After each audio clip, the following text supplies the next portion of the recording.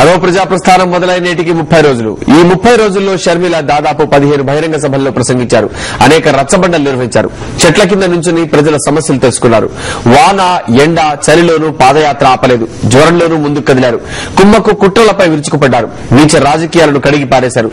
అవిశ్వాసం పెట్టకుండా పాదయాత్ర డ్రామాలేంటి అంటూ ప్రశ్నించారు. 30 రోజుల్లో 375.3 కిలోమీటర్లు నడిచారు షర్మిల.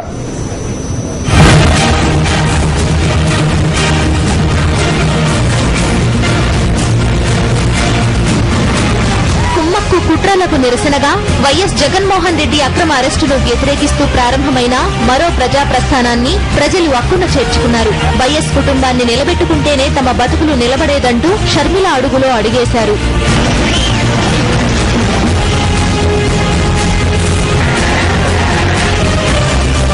వైఎస్సార్ జిల్లా పులివెందుల నియోజకవర్గంలోని ఇడుపులపాయ నుంచి ప్రారంభమైన షర్మిల పాదయాత్ర 6 రోజుల తరువాత అనంతపురం జిల్లాలోని ధర్మవరం నియోజకవర్గంలోకి అడుగుపెట్టింది.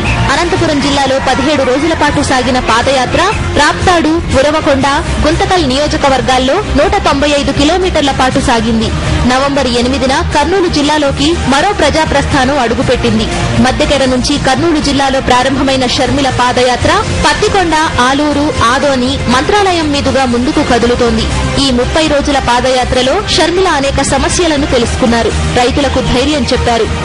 ప్రజలు ఆమెకి ఎంత అపూర్వ ఆదరణతో స్వాగతిస్తున్నారంటే, మాకు మళ్లీ మహానాయకుడి కుమార్తెగా ఈమె మా జీవితాల్లో వెలుగు నింపబోతుంది భవిష్యత్తులో అనే భరోసాతో, ఆశతో ఆమెకు స్వాగతం లభించేటట్లా స్వాగతిస్తున్నారు.